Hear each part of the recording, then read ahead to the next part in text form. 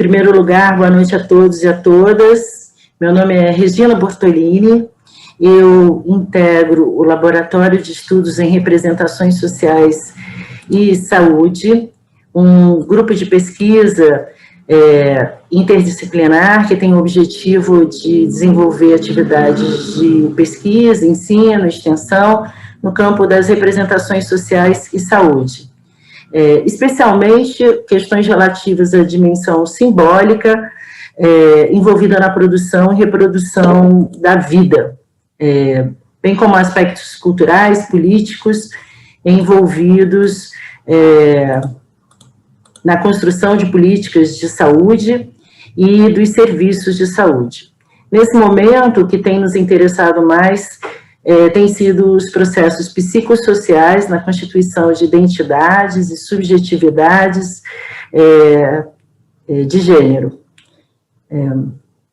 O nosso grupo de estudos é responsável pela edição da revista Intervozes, em parceria com a Escola Nacional de Saúde Pública, da Fiocruz, e o Instituto de Saúde Coletiva da UF.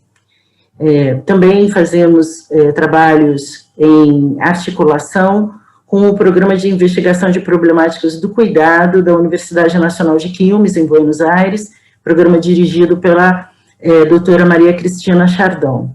E contamos com a colaboração de Alexandre Bortolini, doutorando da USP, com a consultoria DOC dele para os nossos estudos sobre as questões de gênero.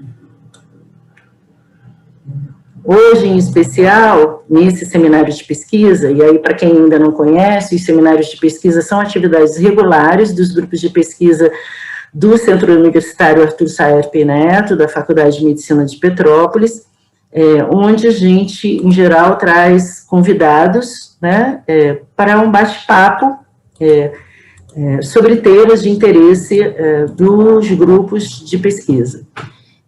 No nosso caso, hoje, temos uma convidada especialíssima, a Patrícia de Mota Vieira Figueiredo. Ela é psicóloga, tem mestrado e doutorado em psicologia social, com doutorado pela UERJ, é professora universitária na Mackenzie Rio, psicóloga clínica, supervisora e diretora do Instituto de Psicologia da Abordagem Centrada na Pessoa.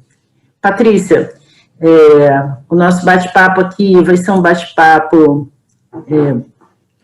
informal. Nosso grupo é um grupo que preza pelo diálogo, né, pela interlocução. Então, na verdade, a ideia é que a Patrícia possa fazer uma apresentação inicial, trazer algumas questões que ela considera relevantes inicialmente, e depois a gente possa já produzir, eu e ela, uma conversa, né, e à medida em que as perguntas começarem a aparecer no chat, eu vou também trazendo as perguntas para essa nossa conversa. Então, eu vou pedir para todo mundo manter os microfones desligados, de modo que as falas possam ser bem escutadas, sem interferência, né, dos ruídos de todo mundo, e que as perguntas que forem surgindo, vocês coloquem no chat, que eu vou transferindo as perguntas para a Patrícia, na medida em que for possível, ou fizer sentido dentro da conversa, tá bom? Então, Patrícia, agora a fala é sua. Tá bom, muito obrigada. É um privilégio estar aqui conversando com vocês sobre um assunto que eu nem sei se a Regina sabe, mas que me acompanha há mais de 20 anos. Eu estudo sobre estresse e acho totalmente pertinente falar nisso, nesse assunto, nesse momento. Então, eu me sinto muito privilegiada e a minha ideia aqui é a gente interagir. Eu não sei responder muitas perguntas, eu não sei de muitas coisas, de como a gente explicar muitas das coisas que a gente vive, mas eu sei que juntos, na mutualidade, compartilhando, na coletividade, a gente pode trocar e aprender muita coisa aqui nessa noite. Então, para mim é um prazer. Se vocês me verem olhando aqui do lado direito, é que eu estou com uma colinha no celular para eu me orientar, tá bom? E eu queria começar a compartilhar com vocês uma música de um letrista, de um cantor maravilhoso que nos deixou há uns 30 anos, ainda muito jovem, que é o Gonzaguinha, E a música é O Homem Também Chora. Eu acho que tem tudo a ver com isso tudo que a gente vai falar aqui, principalmente para todos que somos da área de saúde, né?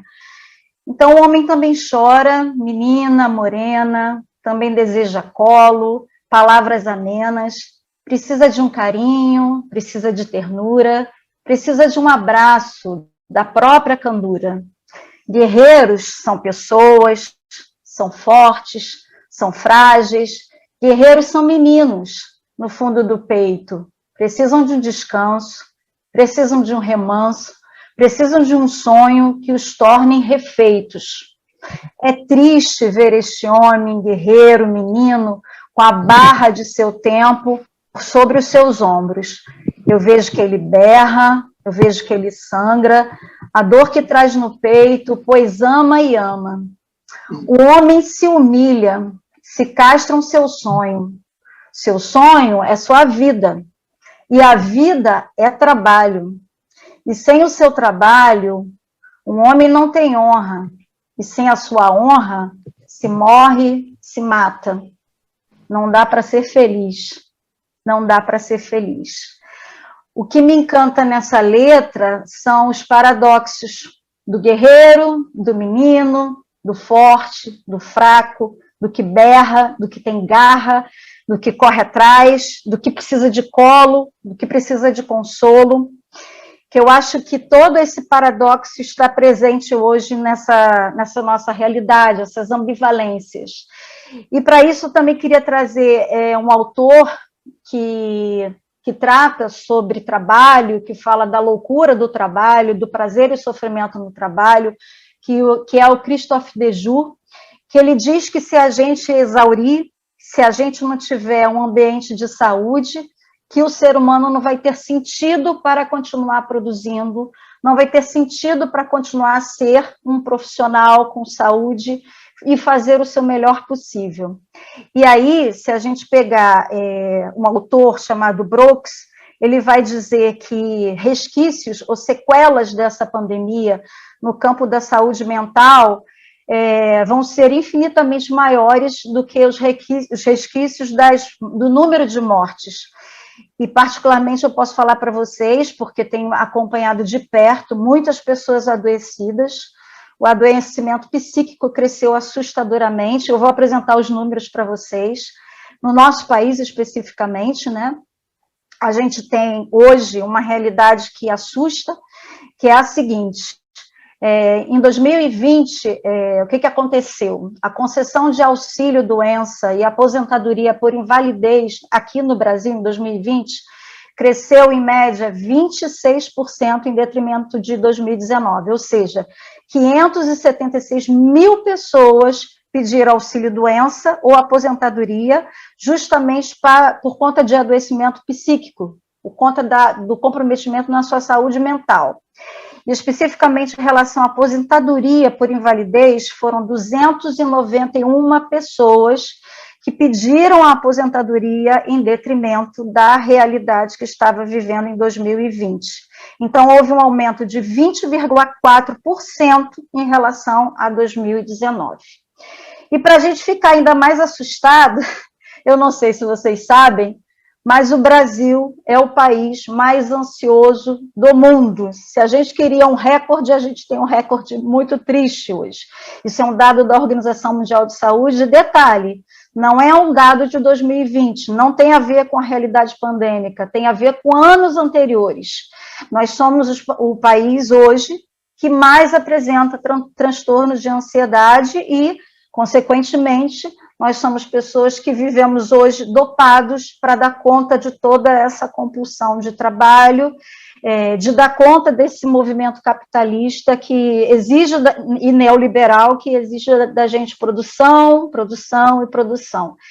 E aí eu queria também compartilhar com vocês a ideia de um outro autor que tem me instigado a uma reflexão a respeito da contemporaneidade, que eu não sei se vocês conhecem, que é o Byung-Chul Han, que é um filósofo coreano, e que ele tem um livro chamado Sociedade do Cansaço, e tem, no É o País, de 2016, tem um artigo que o título é Exausto, Correndo e Dopados.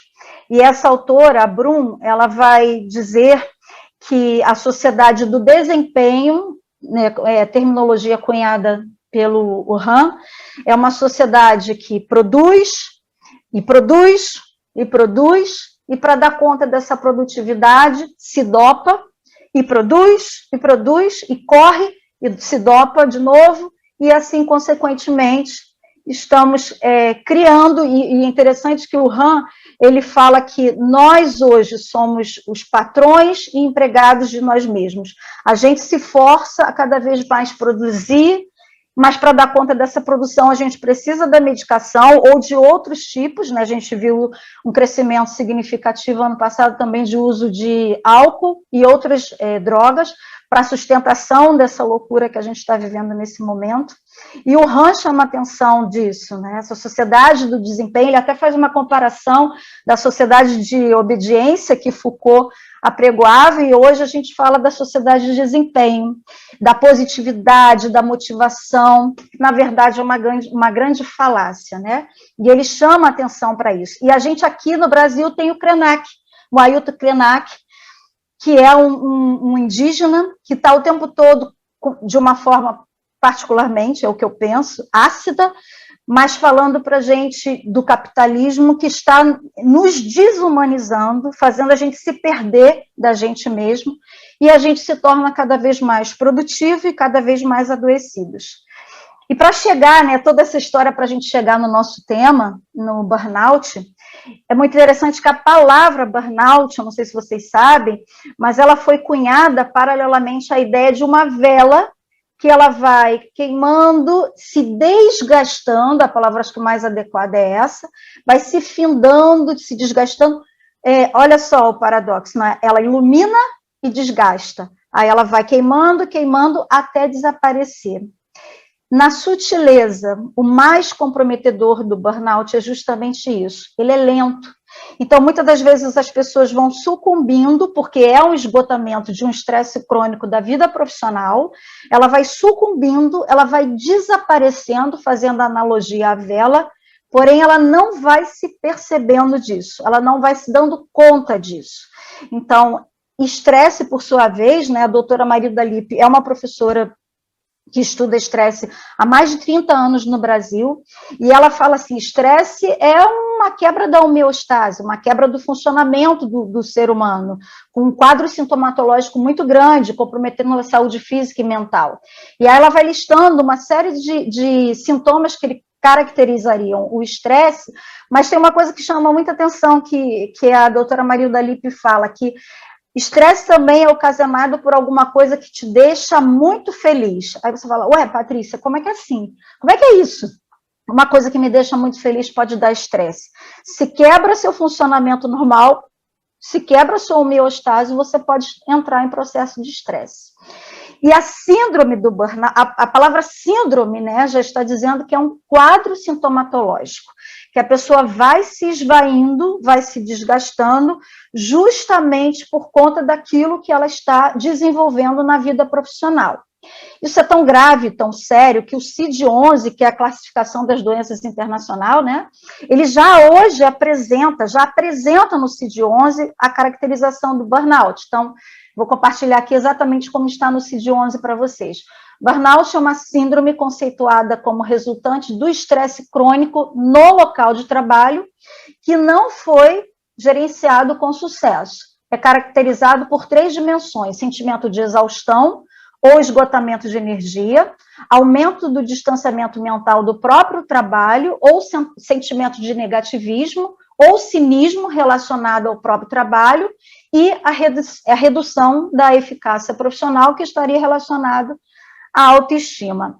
E interessante, Regina, que quando eu comecei a estudar sobre isso, eu lembrei de um fato que não é muito antigo, não está muito longe, mas da minha síndrome de burnout. Eu desenvolvi um quadro de estresse crônico, exatamente como eu estou falando para vocês, dificilmente de ser percebido, lento, e que foi cronificando sutilmente. O que acontece? Eu sou professora universitária há muitos anos, e aí eu me vi dando aula em 3 faculdades, consultório, 2 filhos, Numa dessas faculdades, eu era supervisora de estágio, orientadora de TCC, tinha um grupo de iniciação científica, e numa outra faculdade, eu era professora de sala de aula, orientadora de TCC, supervisora de estágio. Aí, um dia, eu comecei a ter uma urticária, uma coceira no corpo, na cabeça, no corpo, aquela coisa avassaladora e com placas. Aí você vai para o médico, faz exame, vai dermatologista, tentando investigar tudo que estava acontecendo, não tinha nenhum resultado fisiológico, né, clínico.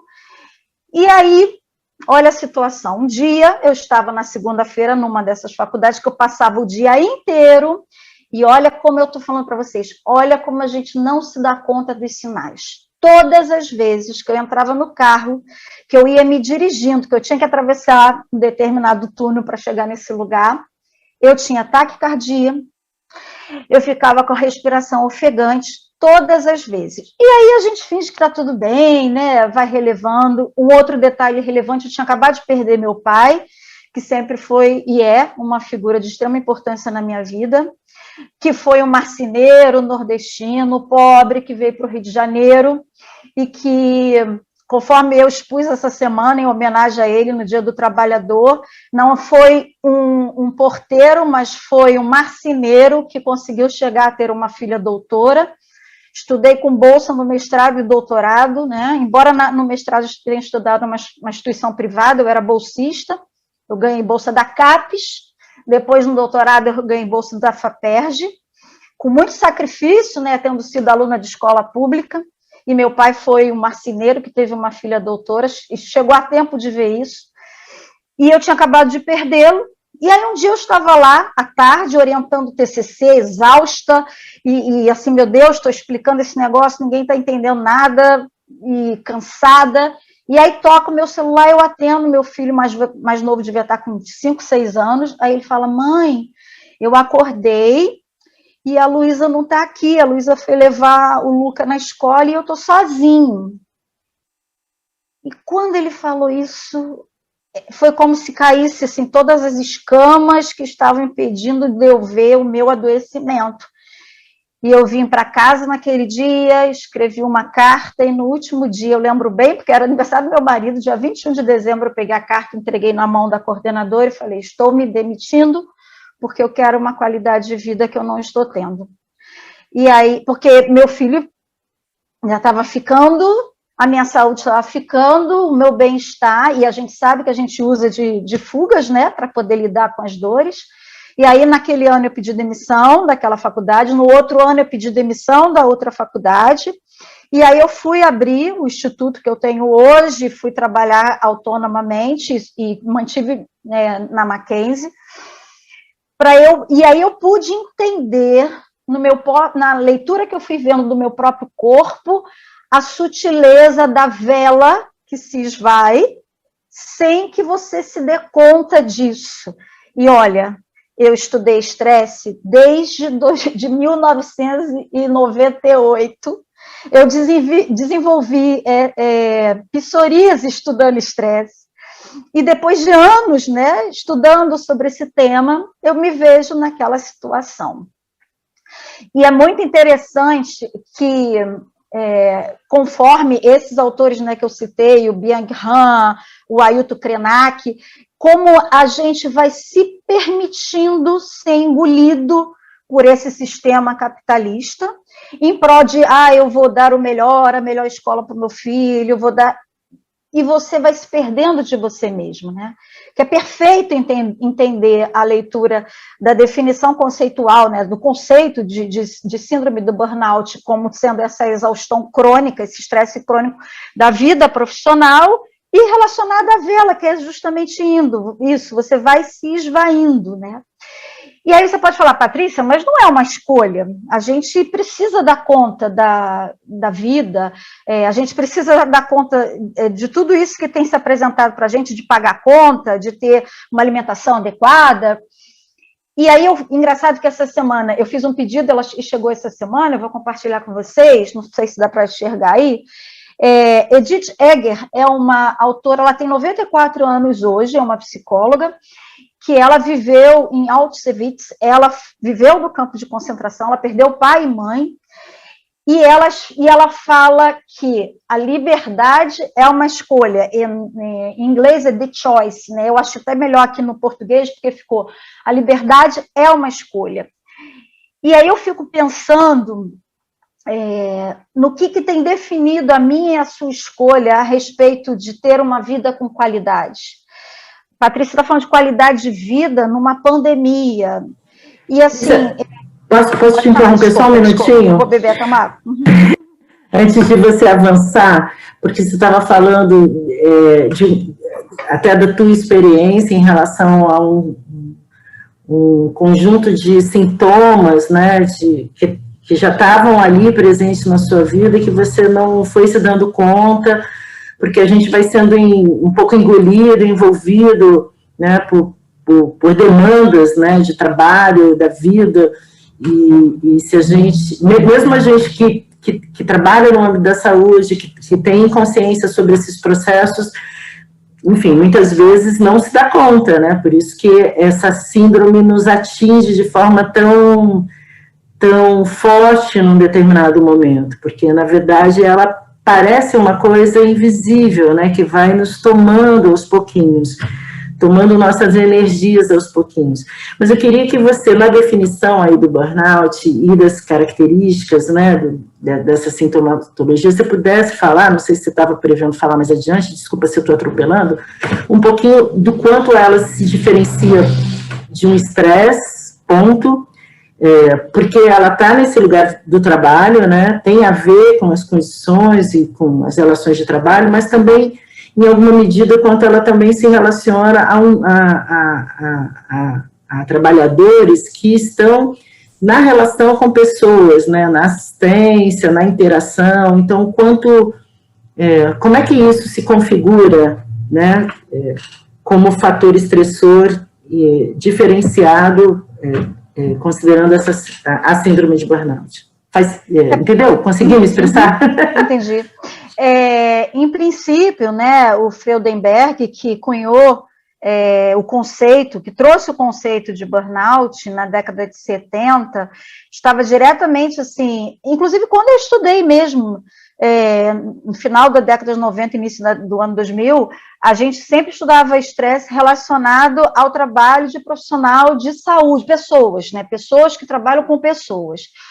Hoje o negócio alargou, né? A gente pensa a síndrome de burnout diretamente, é um estresse crônico de pessoas que estão na vida profissional. Então, e quando a gente fala de estresse de modo geral, você pode ter N estressores. A Marilda Lippe fala ela tem um livro muito legal, que é O Estresse Está Dentro de Você, que ela fala de estressores produzidos pela própria característica de personalidade da pessoa.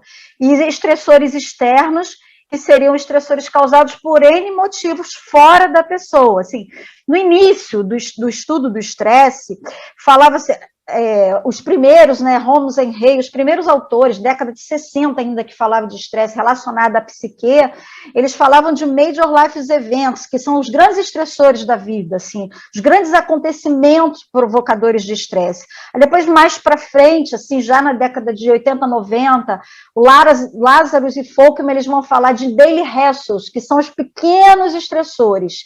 E aí vem o Freudenberg, que fala da síndrome do burnout, que seria diretamente relacionada à vida profissional. Então, o estressor de fonte externa, no caso, veio desse trabalho que causou esse prejuízo na saúde física e mental do trabalhador. E aí não tem categoria. Qualquer trabalhador hoje pode desenvolver. Em se tratando do trabalhador da área de saúde, por isso que eu estava trazendo o meu relato, né, como educadora e como profissional de saúde, se vocês forem buscar na literatura científica, as pesquisas, inclusive as brasileiras, na maioria das vezes, está falando do profissional de saúde, porque esse contato com o humano é um humano aqui lidando com o humano ali. É um humano aqui com as suas dores, com as suas histórias, lidando com a dor e as histórias do outro humano. Então, é desesperador a gente pensar como eu, na minha humanidade, vou dar conta da dor do outro, de fato. E aí a gente se depara, né? E aí, Regina, muitas das vezes eu termino meus atendimentos chorando. E eu não tenho nenhum constrangimento de falar isso, porque é a minha humanidade que está com a humanidade, né? Da dor do outro, dos médicos que eu atendo, você sabe bem, né? Os médicos que eu ouço, eu atendo bastante psicólogos hoje também, e assim, os psicólogos falando das suas dores em atender quem está com a dor. Tem uma coisa assim gravíssima acontecendo nesse momento, que são as crianças.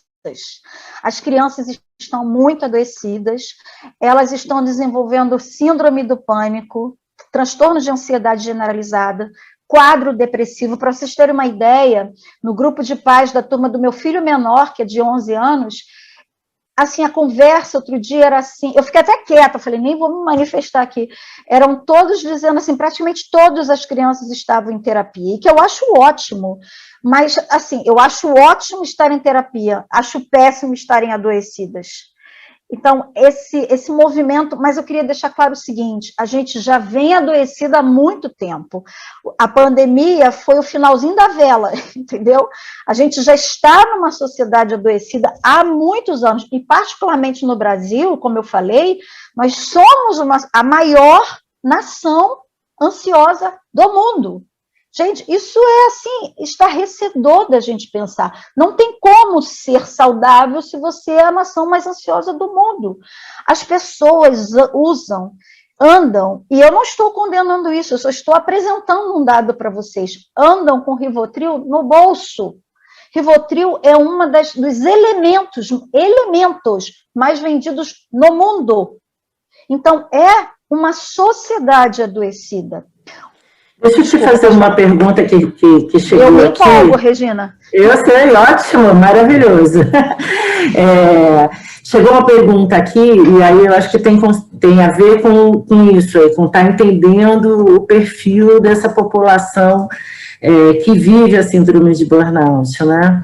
Você estava falando dos profissionais de saúde, e aí quero até também chamar atenção, eu como educadora pesquisei durante um tempo a questão da saúde dos trabalhadores na educação, e a síndrome de burnout também está muito presente entre os profissionais de educação, porque, embora não tratem diretamente com o sofrimento e a dor do outro, né, considerados estados de saúde e doença, também estão lidando cotidianamente com processos, né, que muitas vezes são processos angustiantes, dolorosos, desafiadores, especialmente se a gente considerar os professores, educadores da educação básica, das redes públicas, né, que trabalham em condições muito precárias e constroem um sentimento de impotência, né, assim, de não conseguir, na verdade, realizar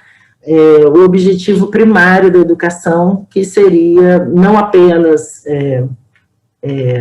a produção, transmissão, disseminação de conhecimento, mas, na verdade, a promoção de desenvolvimento das pessoas, né? Então, tem uma pergunta aqui que trata da presença da síndrome de burnout entre estudantes, né, em especial estudantes de saúde. Você sabe se já tem pesquisa sobre isso, como é que se configura aí essa parcela da população em relação à síndrome? Já tem, sim, de estresse, de modo geral, e também de burnout, mas tem bastante de estresse. A minha pesquisa do mestrado foi com estudantes universitários, e eu estudei universitários e bancários, e os universitários, eles sempre aparecem, como na minha pesquisa também, mostrou isso, embora a relevância não fosse significativa da diferença, mas os estudantes eram os mais estressados, e especificamente, é um dado da Marilda Lippe também, na categoria de gênero, as mulheres são mais estressadas, e a gente sabe por quê, né? Por conta dessas... Aí lá vem a desigualdade de gênero a se sobrepor também, né, e a interagir com todos esses processos, mas fala, desculpa. Não, os tentáculos, eu acho, né, que as mulheres cada vez mais têm para dar conta de todas as exigências. Hoje, por acaso, eu assisti um pedacinho, não sei se vocês assistiram, como é que é aquele programa? Papo de Segunda, e aí a mãe do Emicida estava sendo entrevistada, porque essa semana é a semana do Dia das Mães, e ela é extremamente feliz na colocação, e aí fizeram aquela pergunta, né, a mulher é guerreira, né, aí ela falou, é uma falácia, assim, usou outro termo, é o que veio na minha cabeça agora, guerreira, trabalhar o dia inteiro, sair, cheguei em casa à noite com o filho, e você não sabe, muito boa a fala dela, você tem que criar alternativas para esse filho não se perder, aí você endurece, mas no que você endurece, você perde o afeto, aí você chega em casa, ao invés de dar um abraço, você está culpada porque saiu de casa sem dar um abraço, mas você chega em casa, vê uma arte da criança, ela usou esse termo, aí você corrige, mas corrige com medo do que ele pode ser lá fora. Então, essa pulverização de multifacetada, muito criticada pelo Byung-Hun também, faz com que a mulher realmente hoje apresente um alto nível de estresse, né? Então, e o estudante universitário também, justamente, nem sei como é que isso vai ficar depois de tudo isso que a gente está vivendo, né? Eu pego os alunos no primeiro período e no último. Então, é muito interessante, assim, você respirar e falar de perspectiva, de esperança nesse momento, né? Que a gente fala de economia no Brasil, de perspectivas. É muito desafiador esse momento que a gente está vivendo para pensar em expectativa, perspectivas. Aí você está falando do estudante universitário, imagina os adolescentes, né, na educação básica, na rede pública. Voltando aí de novo um pouco para a definição do que é o burnout, só para realinhar aí com a galera que está chegando agora, e diferenciando de estresse simplesmente, né, o burnout se configura como uma síndrome de estresse crônico, né, e que está relacionado e vinculado às condições de trabalho, não é isso? E aí, ele pode, você estava falando de que nós somos o país com mais alto grau de ansiedade, não é isso? Isso. A ansiedade é um fator que coloca esse sujeito mais suscetível a desenvolver burnout? O que acontece?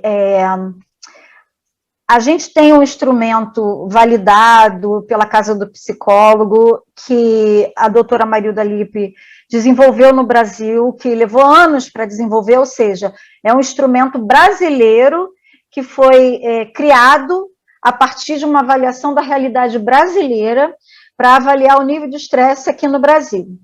Então, que se chama Inventário de Sintomas de Estresse.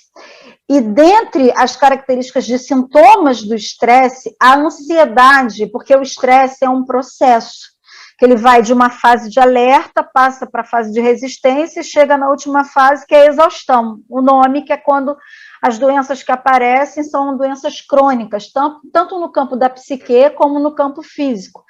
E a ansiedade, tal qual a ansiedade, a depressão, são características que estão lá na fase de exaustão.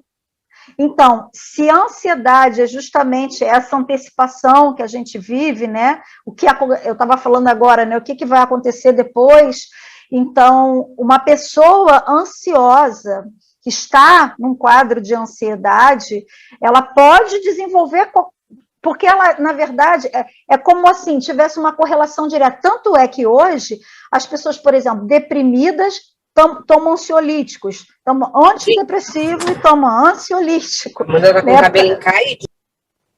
Para poder relacionar essas duas coisas. Então, uma pessoa que está numa quebra da homeostase, do seu funcionamento normal, ela fica vulnerável à ansiedade, porque ela cria um quadro sintomatológico que pode gerar outras patologias, comorbidades. Ela fica vulnerável. Só para relatar aqui para vocês, Regina, olha só, nervosismo, cansaço excessivo físico e mental, prostração, dor de cabeça frequente, alteração na pressão, dores musculares, problemas dermatológicos, problemas gastrointestinais, alterações nos batimentos cardíacos, como eu dei aqui, parece que eu estava descrevendo, né? Alterações no apetite, no humor, insônia. Descrevendo todo mundo, né? Todo mundo vai. Dificuldade de concentração, sentimento de fracasso, incompetência, insegurança, negatividade, isolamento. Isso é o burnout. Essa é a síndrome, né? Porque é um quadro sintomatológico de algumas, né? Porque também eu nunca vou desconsiderar a subjetividade, né? Cada um tem um jeito de ser e reagir no mundo, e podem aparecer outras coisas assim, que a gente nem imagina, uma irritabilidade excessiva, né? Gerada justamente porque, assim, você definhou, você desgastou. Importante entender que, como síndrome, né, não é simplesmente um ou outro sintoma, é uma combinação desses elementos, né, que vai ganhar uma configuração própria de acordo com a personalidade, com a condição de trabalho e vida de cada pessoa, né, com a trajetória de cada pessoa, mas é uma combinação desses elementos e que vai progressivamente, né, se esses elementos vão, essa sintomatologia vai se emaranhando e se agudizando, a ponto dessa pessoa, em algum momento, não conseguir mais ser produtiva na vida, né, ela começa a não conseguir mais... Você falou de professores, Regina. Hoje eu tenho, assim, eu acompanho 2 professores, que uma pessoa voltou agora e a outra está licenciada há anos, justamente pela síndrome de burnout. Não tem condições, acabou de passar pela perícia, não tem condições de voltar a trabalhar. Não tem condições de voltar a trabalhar nunca mais. Essa é a questão. A vela queimou toda, desgastou tudo. E é isso que é chocante, sabe, Regina? É como a gente não se dá conta. É muito capitalista isso. É muito feito para isso, sabe? É feito para você desgastar tudo ao ponto de não serve mais. Tira seu sangue, né? A gente usa a expressão popular, tá tirando meu sangue, né? Tá tirando a vitalidade, né? Tá tirando minha capacidade, a minha energia vital, minha capacidade de seguir vivendo. Queria te provocar a pensar isso, agora já pensando a síndrome de burnout, especialmente no contexto de pandemia, especialmente na realidade de trabalho dos profissionais de saúde, né? Então, assim, a gente tem um agravamento dos fatores estressores, né? E uma permanência ao longo do tempo mais duradoura desses fatores agravados. Quando a gente estava lá no começo da pandemia, a gente fez aqui no grupo um encontro também, um seminário, sobre saúde mental na pandemia. E a gente já estava reconhecendo o quanto a situação de isolamento social, a situação do medo da contaminação, a mudança na nossa vida, né, quer dizer, mal comparando, mas para dar uma materialidade, quando a gente muda de casa, né, uma mudança relativamente simples, se comparada a tudo que a gente está vivendo agora, a mudança de casa gera uma alegria por um lado, né, casa nova e tal, mas por outro lado também uma situação que estressa, porque a gente tem que mudar uma série de documentos, né, em relação a endereço, a gente tem que providenciar uma série de coisas, a gente tem que tomar uma série de decisões. Então, uma simples mudança de casa, que pode ser uma coisa super bacana na vida de uma pessoa, pode também uma situação que estressa, que desgasta. Quando a gente está diante de uma pandemia em que a gente teve que mudar tantas coisas na nossa vida, né, e lidar com tantos desafios, todos nós, de alguma forma, estamos vivendo uma situação que é bastante estressora. No caso brasileiro, agravada ainda mais, porque a gente tem aí um descontrole do processo, né? A gente não tem políticas adequadas, né, no enfrentamento da pandemia, o que gera uma situação de insegurança social muito grande, especialmente para uma grande parcela da população, insegurança econômica, insegurança alimentar, né, enfim. E a gente ainda tem profissionais de saúde, na verdade, vivendo isso prolongadamente numa condição de enfrentamento e de desafio e risco, né, constante. Como é que é isso, né? Tanto tempo, mais de um ano afastado do trabalho, afastado da família, ou com dificuldades aí para poder estar mais à vontade nas relações familiares, porque está sujeito à contaminação e a contaminar, sujeito com medo constantemente, né, da contaminação dentro dos hospitais, vivendo, né, vendo, acompanhando colegas profissionais adoecendo, infelizmente muitas vezes falecendo, vindo a óbito, lidando com o sofrimento e com as incertezas, as inseguranças que a própria doença, enfim, tantos desafios. Como é que é isso? Conta pra gente, inclusive, um pouco o que tem sido a sua assistência a esses profissionais, né? Primeiro que isso é isso mesmo. Não dá para, em hipótese alguma, não é honesto um profissional de saúde mental minimizar, disfarçar, ou criar alternativas de autoajuda. A gente perdeu o Contar do Caligares há um mês, né? E ele falava assim, muito melhor que ser feliz é ser interessante. Era um psicanalista maravilhoso, italiano, que estava no Brasil há muito tempo. E eu estou querendo dizer o seguinte, esse apelo à felicidade, ao bem-estar, vamos passar por tudo isso. A realidade é o seguinte, é nua, crua, amedrontadora, sufocadora. Então, eu vejo que não tem como você pegar esse contexto todo que a gente tem de total insegurança, porque eu não estou falando de insegurança física, eu estou falando de insegurança social, econômica, de gente passando fome, miserável, de você olhar as pessoas na rua e de pessoas que perderam o seu emprego, não tem possibilidade. Então, e aí, especificamente do profissional de saúde, que está ali, em contato direto, né, com a doença, com a pessoa adoecida, e tendo que respirar e voltar no dia seguinte, o que a gente fala para esse profissional é justamente assim, eu estou aqui acolhendo e junto com você. Essa semana, no El País, saiu uma matéria do Pablo Levine, que é um francês, um biólogo, um professor, um estudioso, que ele falou uma coisa que eu acho assim, que só isso vai fazer diferença na humanidade. Ele falou, nós vamos sobreviver se a gente trabalhar com mutualidade. Ninguém larga a mão de ninguém. A gente só vai sobreviver na coletividade. Essa pandemia, se ninguém entendeu nada, para mim está evidente o seguinte, não mais tem a ideia assim, não, eu cuido da minha vida, não, você tem que cuidar da sua vida e do seu vizinho, da pessoa que está andando na rua.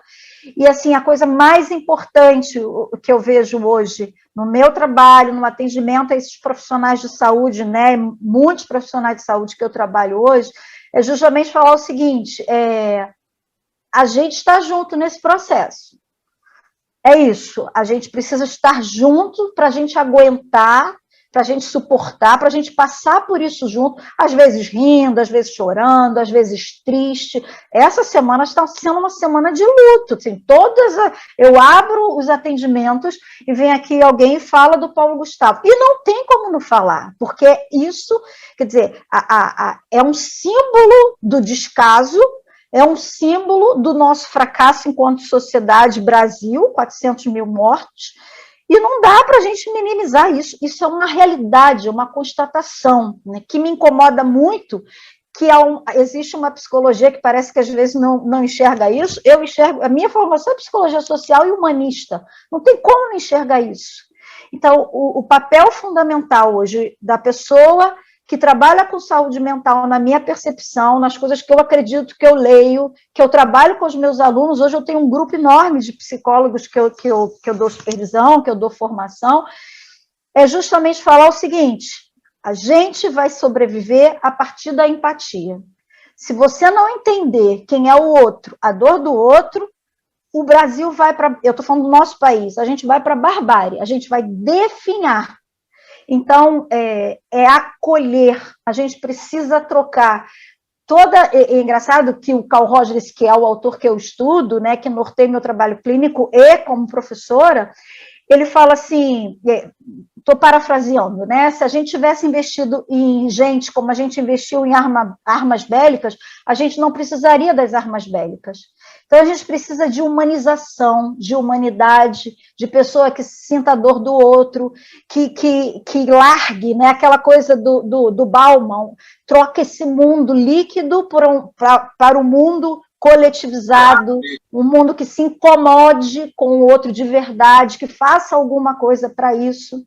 Então, se a finitude, mais do que nunca, que está assim na nossa cara, ela está dizendo o seguinte, tem um autor que estudou a palavra carpendia, é uma pesquisa, né, que ele fez em várias sociedades do mundo, e tem um capítulo que ele fala de finitude. Eu acho sensacional, porque assim, mas aproveite o dia de hoje a partir da finitude, é exatamente isso.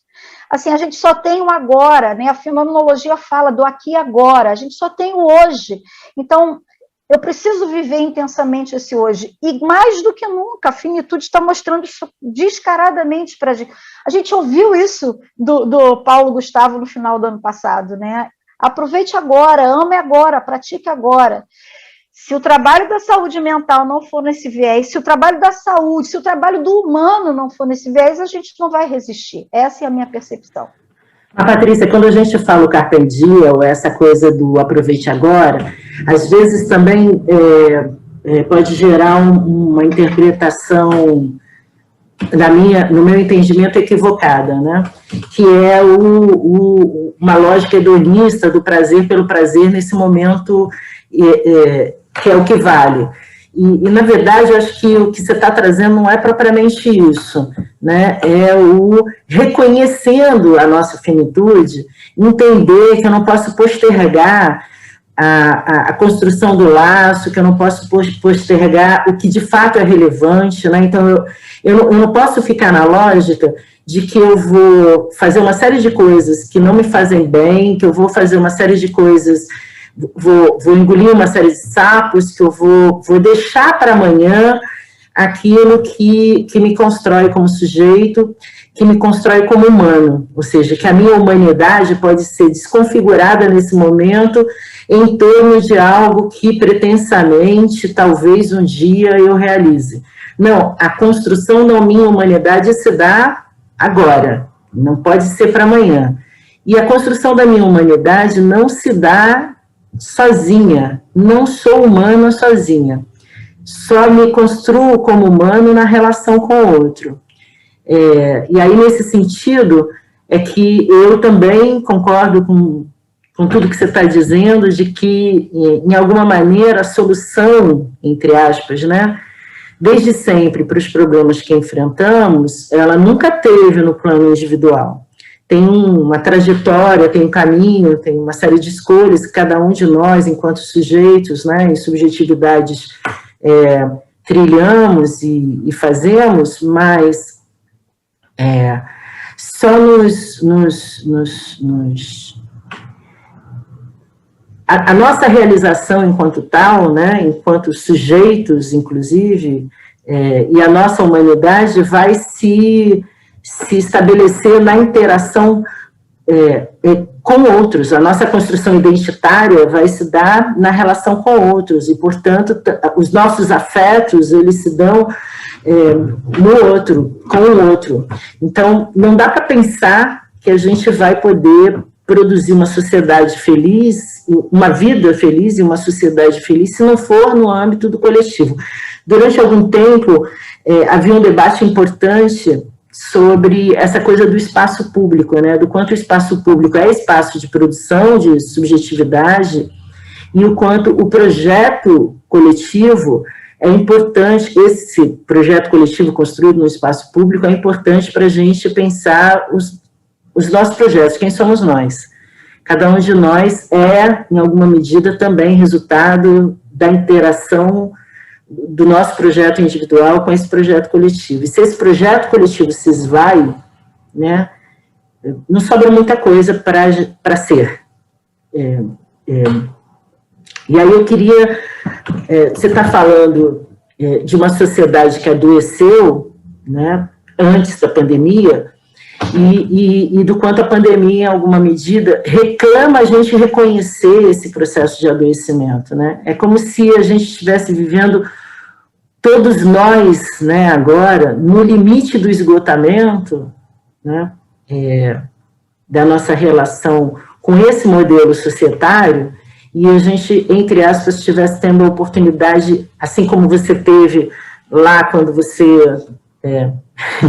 estava na faculdade e se deu conta, putz, preciso mudar essa chave, né? Tá ruim esse negócio, não tá legal, a gente estivesse tendo a oportunidade de reconhecer isso, né? E de então, fazer outras opções, construir outros processos, não só na nossa vida particular, mas enquanto coletividade. Vários profissionais de saúde estão enfrentando esse esgotamento no dia a dia da sua atividade profissional, porque, inclusive, em alguma medida, parece que uma parcela da sociedade nega, né, a realidade que a gente está vivendo. Isso também é a fonte de dor para esse profissional, em alguma medida, me parece. Na medida em que ele está ali na batalha para garantir a sobrevivência de algumas pessoas adoecidas, e do lado de fora do hospital, das clínicas, na verdade, a gente tem uma parcela da população negligenciando os cuidados mínimos para impedir a disseminação da Covid.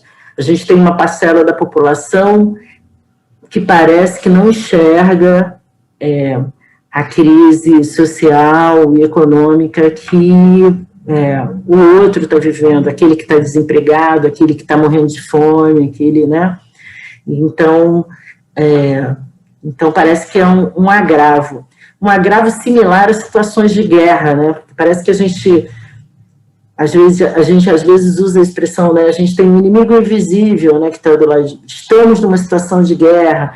Aí eu vou te perguntar, como quem não conhece nada mesmo sobre transtorno pós-traumático, né? Mas assim, eu já ouvi falar um ou outro dizer de certa aproximação de sintomatologias ou do impacto que esse momento tem para esses profissionais similares ao transtorno pós-traumático de quem vive uma situação de guerra. É comparável, não é? O que você pensa sobre isso?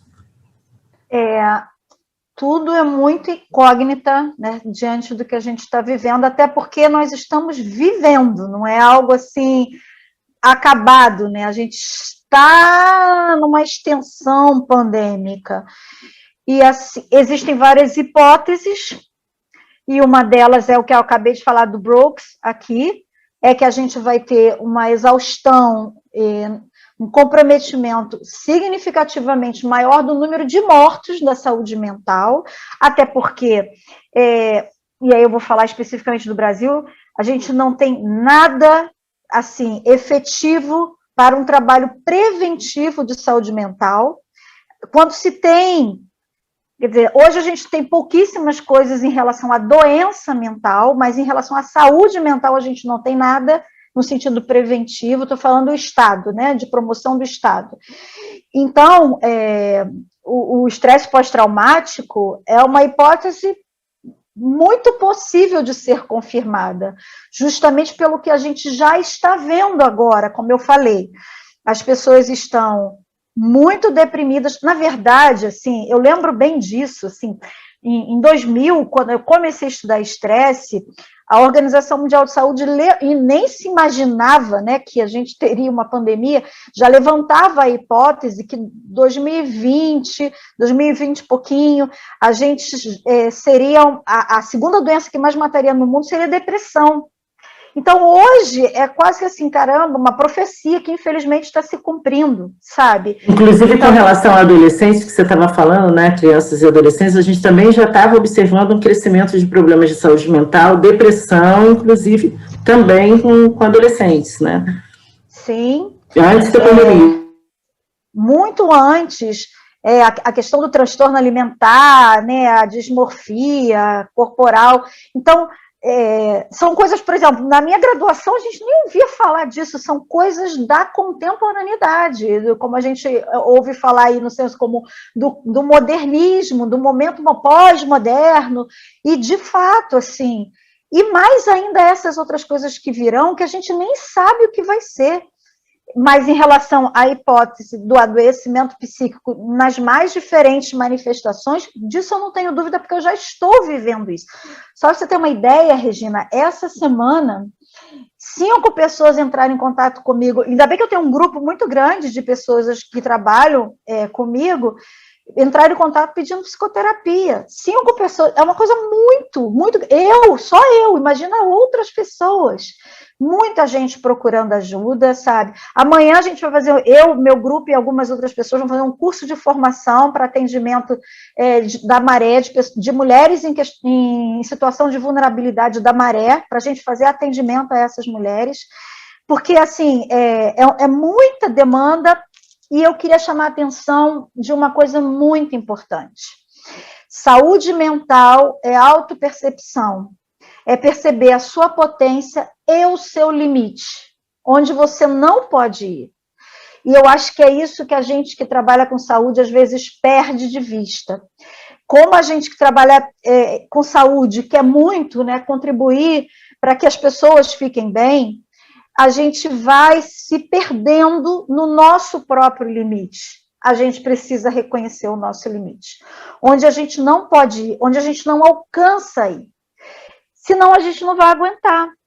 E eu queria, de novo, fazer a analogia da vela, porque quando ela queima, acabou, bota outra. Mas a sua vida foi, a sua saúde foi, a sua família foi. Então, o reconhecimento do limite, eu posso te garantir que o mercado de trabalho não vai admitir isso para você e não vai delimitar. Quem vai delimitar sou eu e você. Eu que vou ter que me conhecer o suficiente para saber até onde eu posso e o que eu não posso fazer. E uma coisa muito importante, embora a gente queira muito ajudar, a gente não é super-homem nem super-mulher. Eu faço analogia à fala do Gonzaguinha de novo. Aquele que é o guerreiro é menino, é frágil, é forte, quer colo. Então, não adianta se colocar na situação de superpotência que a gente não dá conta. Então, ter nítida, claramente, o meu limite é de extrema importância, assim, não chegar ao ponto de você se desgastar exageradamente, é de extrema importância. E aí só tem um caminho, autoconhecimento. Eu tenho que saber quem eu sou, para eu saber o que eu posso e o que eu não posso. E aí vem, de novo, a fala do Byung-Hun, que é assim, a sociedade do desempenho, do sucesso, dos coaches da vida, do livro de autoajuda, que você pode, que você consegue. Você não pode, você não consegue um monte de coisa, você não dá conta e não precisa dar. Você não precisa ser super nada, você só pode, traz para si a sua humanidade, para você reconhecer onde você pode alcançar e o que você não pode alcançar. E olha só que interessante, Regina, olha a definição da Organização Mundial de Saúde sobre saúde mental. É um estado de bem-estar no qual o indivíduo percebe suas próprias habilidades, só percebe se eu tenho autoconhecimento, percebe suas próprias habilidades, pode lidar com as tensões, com os estresses normais da vida, é a definição da OMS, pode trabalhar de forma produtiva e é capaz de dar uma contribuição para a sua comunidade. Isso é ter saúde mental. E para mim eu definiria o seguinte: conhece quem você é, que você vai conseguir desenvolver uma vida mais assertiva, uma vida mais coerente, uma vida que você, de fato, vai trazer uma contribuição social para a comunidade, mas que você não vai se perder nisso, né? E aí o Roger fala uma frase que eu acho sensacional, que é o seguinte: quanto mais me aceito, quanto mais me reconheço, mais há a possibilidade de mudanças. Se eu não me reconheço, se eu não me aceito, se eu me gasto, se eu vou além do que eu posso, eu vou desfalecer. Não tem como, é ser humano. Eu vou desfalecer, eu vou me entorpecer, eu vou perder minhas referências. Não tem como, é impossível. Então, a melhor medida está dentro de mim, e eu acredito plenamente nisso, que o ser humano é capaz, tem total potência para reconhecer até onde pode ir, o que não pode ir. E, de novo, é um ato de muita coragem admitir o limite. Tem uma autora que eu gosto muito dela, é a Brené Brown, que ela fala assim, ela tem um livro chamado assim, como é? A Coragem de Ser Imperfeito. Tenha a coragem de ser imperfeito, tenha a coragem de admitir o que você não gosta, o que pode, o que não pode. Se eu posso trazer uma contribuição de uma maneira mais diretiva, tenha a coragem de reconhecer quem você é, quem você não é também. É isso, Regina. Tem uma pressão muito grande por desempenho, né? E especialmente nesse momento também sobre os profissionais de saúde, uma pressão muito grande por desempenho.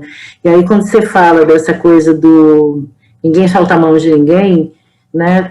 Tem um comentário aqui que eu acho que é importante trazer à tona, porque eu acho que traz também desses laços, assim, que é essa coisa de como os profissionais de saúde podem ser acolhedores entre si também, né? Reconhecendo o outro, não, que o outro não está fazendo charme ou mimimi, quando ele está reconhecendo os limites que ele tem em relação a uma determinada situação, né? Uhum.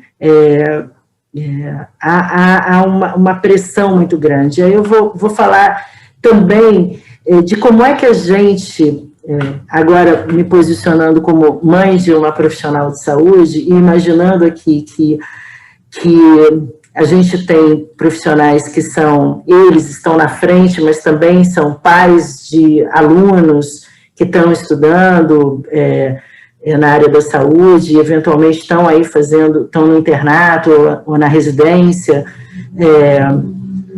que são amigos de profissionais de saúde, nós que atuamos na área da saúde, mas também temos colegas que estão... Então, como é que é esse... Ninguém solta a mão de ninguém. Eu sei que você já falou ali do acolhimento, de entender, de poder estar junto, de criar empatia, né? Mas como é que a gente pode ir construindo redes aí de apoio, né? Uns aos outros? Qual é o nosso papel diante desse profissional de saúde que está mais angustiado, que está com dificuldade de lidar com uma determinada situação, que chega em casa, de repente, chorando porque... né, terminou um atendimento, teve que lidar com uma situação difícil e transbordou. Vou chamar meu marido aqui, Regina. Para ele responder essa pergunta. Porque ontem, por exemplo, foi um dia que eu terminei assim, né? E ele, como da área social também, sente da mesma forma, né? Eu acho que é isso, assim, a escuta ativa. Uhum. Ter uma escuta empática, como eu falei. Às vezes, o ideal, às vezes, é não falar nada, é só ouvir. Sem aquela coisa, assim, de minimizar. Mas você está fazendo um trabalho lindo. Tá, mas eu estou sofrendo com isso. Então, essa escuta, por que a gente fala ativa? É uma escuta interessada, é uma escuta que você está ali realmente ouvindo o outro. Tem um videozinho muito legal da Empatia e Simpatia, que por acaso, é uma narração da Brené, que aí é muito bonitinho, é um desenho, é uma animação, que tem um bichinho que está muito triste, e tem, eu acho que é uma raposa e um ursinho, eu não sei. E aí ele está muito triste, e o ursinho vai para onde ele vai, sem falar nada, mas só estando do ladinho. Aí vem um outro bichinho que fica assim, você está triste? Toma aqui um sanduíche, toma aqui não sei o quê, tentando minimizar, tentando ser simpático, e zero de empatia. O outro continua do ladinho dele ali, sem falar nada, mas mostrando assim plenamente uma atenção plena, uma escuta ativa, o silêncio ativo. Eu acho que mais do que qualquer coisa, nesse momento, a gente pode e deve se sensibilizar para ouvir o outro. Ouvir sem minimizar, ouvir sem dar um conselho, ouvir simplesmente acolher. Exatamente como o Gonzaguinho fala ali, dar colo, dar ouvido, ver aquela pessoa tão transbordante se tornar um menino, e tudo bem se tornar um menino às vezes, tudo bem chorar, tudo bem sofrer, porque é totalmente pertinente, não tem como ser diferente, né? A outra forma estereotipada vai adoecer. E se você me permite, eu vejo terapia como saúde mental. Eu jamais, inclusive a palavra terapia, né, essa coisa do tratamento, na abordagem humanista que eu trabalho, a gente prefere usar a palavra acolher, porque é necessário ter alguém que te escute, e de preferência alguém que seja profissional. Esqueça, eu não estou fazendo propaganda, tá, gente? Eu estou falando, eu faço terapia, a gente tem uma rede, Regina, a minha psicóloga faz terapia e assim sucessivamente, porque a gente entende o quanto a gente precisa um do outro, o quanto eu preciso ter alguém que me escute para eu poder escutar as outras pessoas. É muito bacana reconhecer a nossa humanidade nesse sentido. E eu acho que é com essa rede de apoio que a gente consegue manter, que eu consigo na segunda-feira acordar e estar ali atendendo 10 psicólogas, 3, 4 médicos, enfermeiros, farmacêuticos, tem essa categoria toda ali, e você está junto daquela pessoa, porque assim nós estamos juntos nesse processo. E tem dia, Regina, que você não tem o que falar, que você não tem nada que você possa falar, a pessoa está ali e você está junto com ela na dor dela, né? Não é a sua dor, né? Isso não é empatia, é a dor dela, mas eu estou junto com ela, assim. Uma vez eu escutei um psiquiatra que deu um exemplo maravilhoso, a pessoa está no deserto, eu não estou tirando ela do deserto, eu não vou tirá-la do deserto, mas eu estou com ela no deserto dela. Eu acho que essa é a grande diferença para a gente dar suporte para essas pessoas que estão clamando, assim, me ouça, por favor, me ouça e não fala nada, eu não quero ouvir você, eu quero só que você me ouça com atenção plena, me ouça sem avaliar, sem julgar, só me ouça. É isso. Maravilhoso. Poxa, Patrícia, super obrigada, tá? Eu acho que a gente foi desde a contribuição de autores, dos dados estatísticos, até a dimensão humana desses processos, né? E a sua experiência, a sua reflexão, suas provocações foram incríveis. Te agradeço demais a disponibilidade, a generosidade de estar trocando aqui esse tempo todo conosco. Tenho certeza que todos nós, todas, saímos daqui um pouco mais acalentados sobre em que medida ou de que forma a gente pode começar ou continuar a olhar para si próprio, né, e a se cuidar, e a estender a mão, e acolher e cuidar de quem está perto de nós.